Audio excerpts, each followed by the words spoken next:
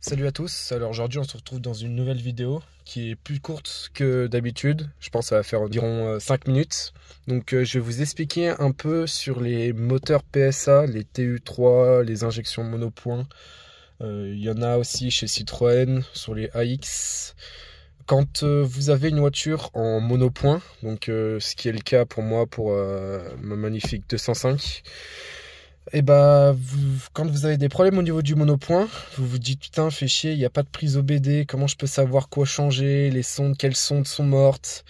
Et du coup, bah, vous changez les trucs au pif et ça résout pas le problème. Alors moi, en l'occurrence, j'ai un problème au niveau du ralenti et des trous dans l'accélération.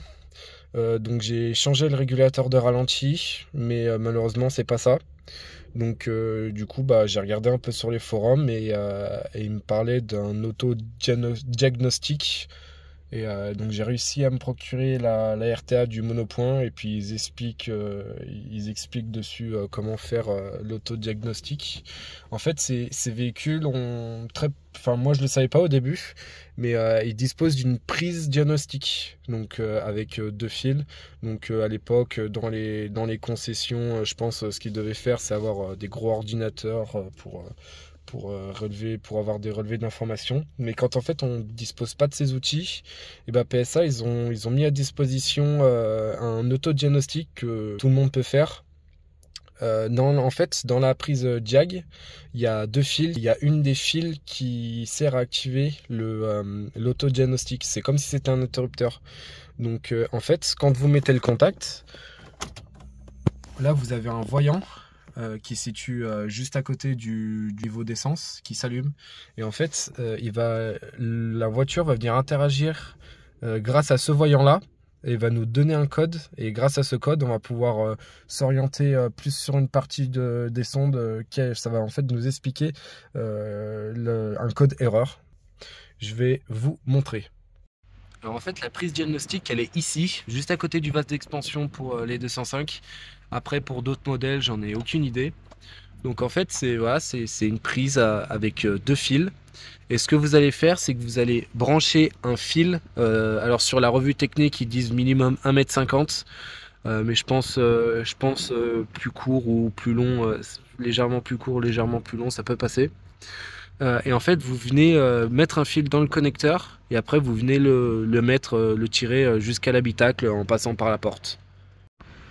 Donc vous venez mettre le fil dans le connecteur, donc à ce pin là, et vous faites tirer le fil juste à l'habitacle. Et après je vais vous montrer comment faire. Donc j'ai tiré le fil directement dans l'habitacle. Hop là, voilà. C'est très important, il faut mettre le contact. Vous attendez que le voyant s'allume. En fait, tout bonnement, vous prenez le fil, vous dédudez l'autre partie et vous venez le raccorder en fait au Neumann. Donc ça va le raccorder à la masse. Là, vous attendez 3 secondes. 1, 2, 3. Et là, vous allez voir, le voyant en fait s'est éteint. Et là, il va commencer sa phase de test. Donc 1 pour les dizaines. 1 et 1. Donc ça fait 12. Et donc du coup, si vous référez au code que vous retrouvez sur la RTA, bah, le numéro 12, vous voyez que là ça correspond au début du test. Donc le premier clignotement, ça va être pour les dizaines, ça va faire un clignotement pour la dizaine, ça va attendre entre 2 3 secondes, puis après ça va refaire une autre série de clignotements, et là ça va être les unités. Donc 12 le début, donc ça s'est effectué, et en fait là faut refaire la même manipulation pour lire le prochain code erreur.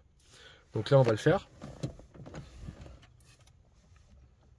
1, 2, 3.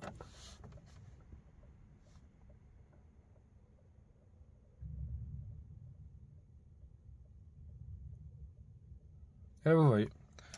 Donc là ça fait le premier clignotement pour les dizaines. Puis après ça fait 4 clignotements, donc ce qui correspond au code 14. Et moi dans mon cas, le code 14, ça se réfère à la sonde de température d'eau. Et donc grâce à ça, on va pouvoir s'orienter sur une sonde précisément, voir si c'est la sonde qui déconne ou si c'est le câblage, et faire l'intervention qu'il faut, donc changer le capteur pour régler le problème. Et puis une fois que tous les codes défauts ont été lus, et ben vous allez refaire un autre test. Donc vous allez refaire 3 fois.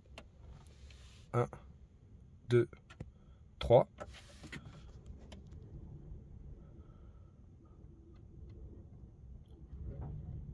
Et là, ça correspond au code 11.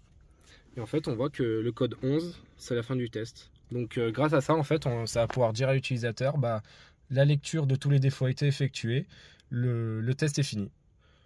Donc voilà, parce que peut avoir plusieurs défauts liés à une voiture. Alors du coup, vous allez me dire comment on fait pour supprimer les défauts qui sont mémorisés dans le calculateur.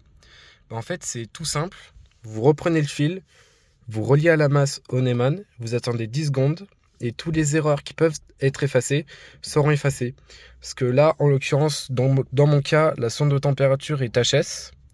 Et en fait, quand j'essaye de l'effacer, ça me le remet direct parce que le calculateur lit en continu la température. Et moi, en l'occurrence, comme mon capteur, il affiche une valeur qui est beaucoup plus haute. Donc, comme si le moteur il était à 300 degrés, alors que là, il n'est pas à 300 degrés. Donc, il détecte que c'est une valeur impossible.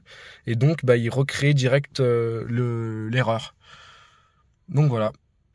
Donc ça sera tout pour cette petite vidéo explicative. J'espère qu'elle vous aura aidé. N'hésitez pas à mettre en commentaire si ça vous a aidé ou pas. Des petites questions, je pourrais vous y répondre. Et puis dans la prochaine vidéo, on s'attaquera sur la Ford. Donc là, j'ai pas mal avancé sur l'injection programmable. J'ai déjà commencé à tourner la vidéo. Mais comme je peux travailler dessus seulement le week-end, parce qu'en semaine, je suis pas là, du coup, ça prend un peu plus de temps que prévu. Donc je vous souhaite une très bonne journée et puis salut!